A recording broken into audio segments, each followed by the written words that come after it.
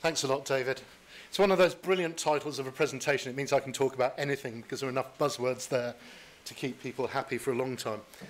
I'm going to sort of rush through a few of the slides, but basically the world is changing. And because I'm approaching this more from a mobile background, I actually wanted to start really with the basics and what is mobile. And I actually believe that mobiles don't actually even do what they were designed to do in the first place. I mean, certainly, I'm sure because you're all from appropriate digital agencies, most of you have got iPhone 5s. I find it very bizarre that the iPhone 5 is a handset which won't even last a full day without a recharge, and basic things like mapping still doesn't work. And really, everyone's got their own different view as to what a mobile phone is. So obviously, it's mobile on the left, tablet on the right. I'm sure probably half of you know that the mid-sized thing now has the ghastly name of phablet.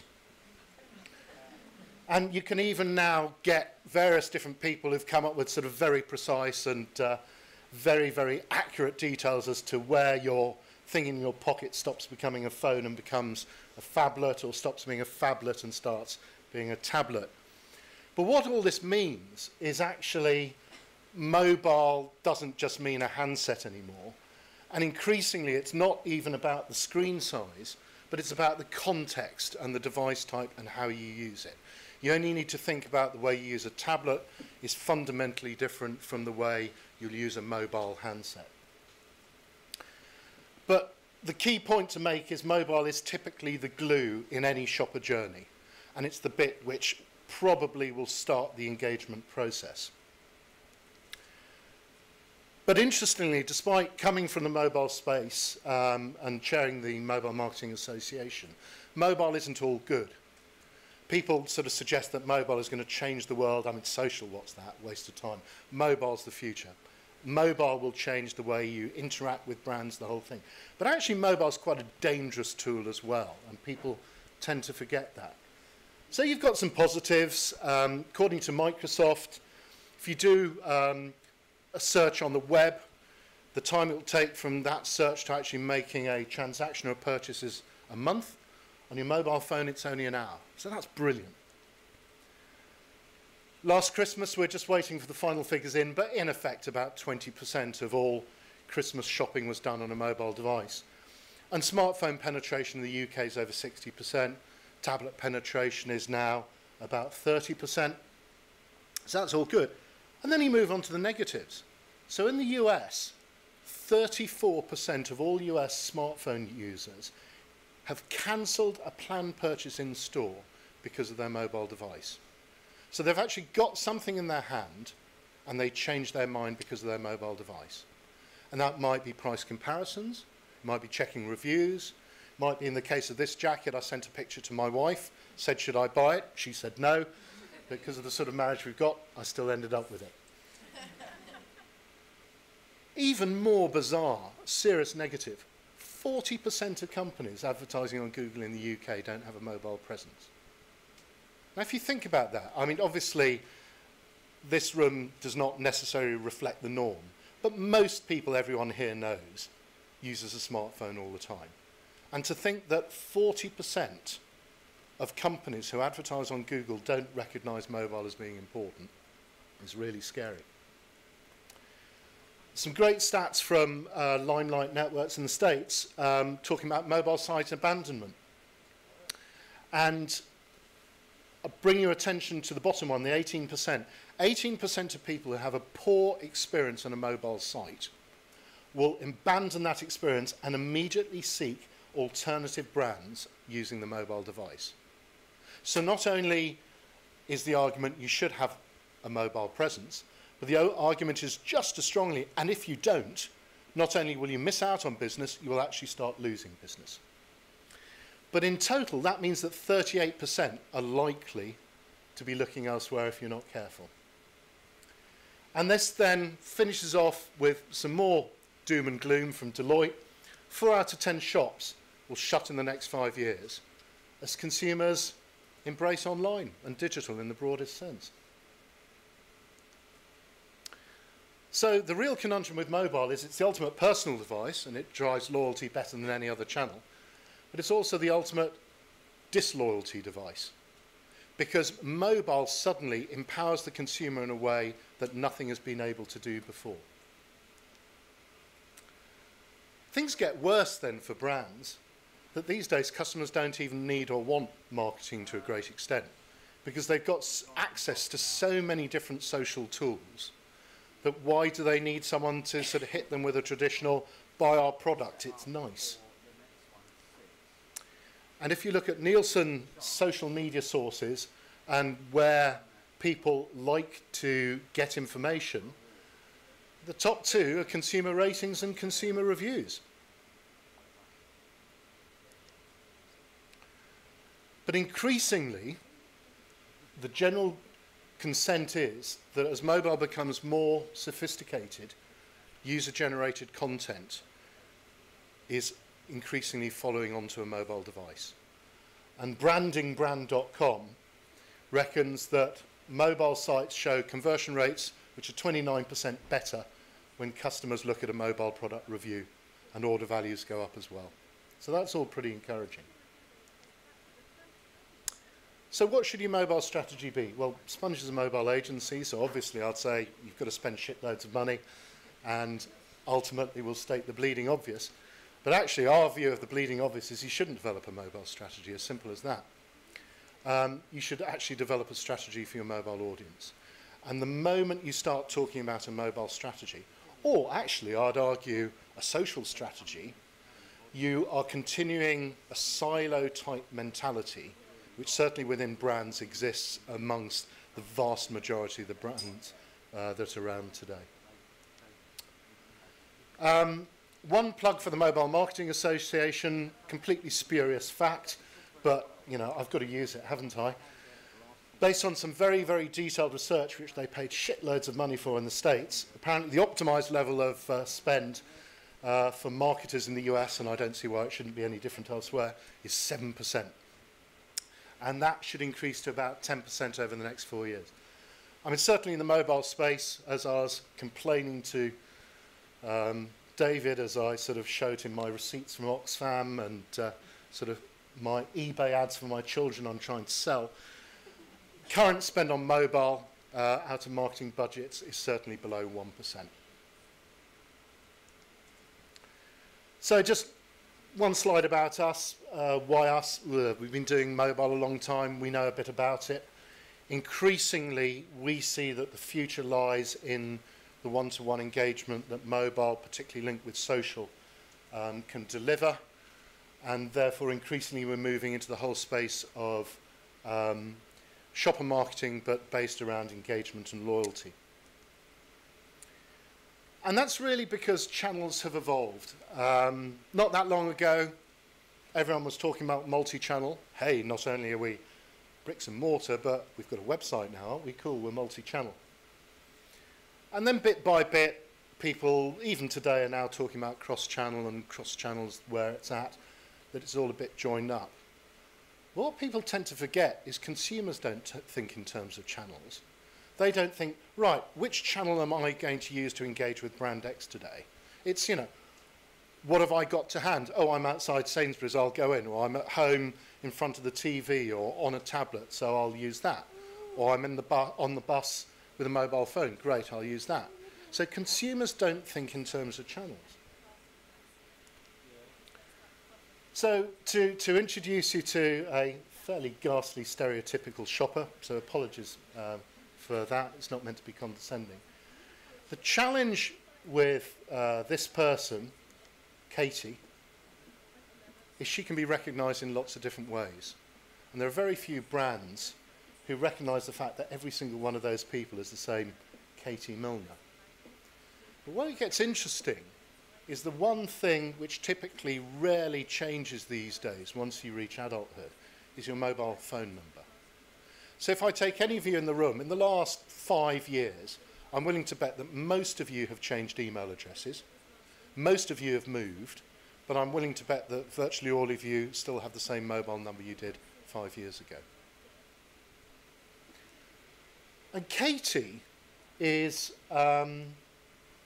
becoming increasingly sophisticated, and hopefully I'm preaching to the converted, because the majority of you in here are agencies rather than brands.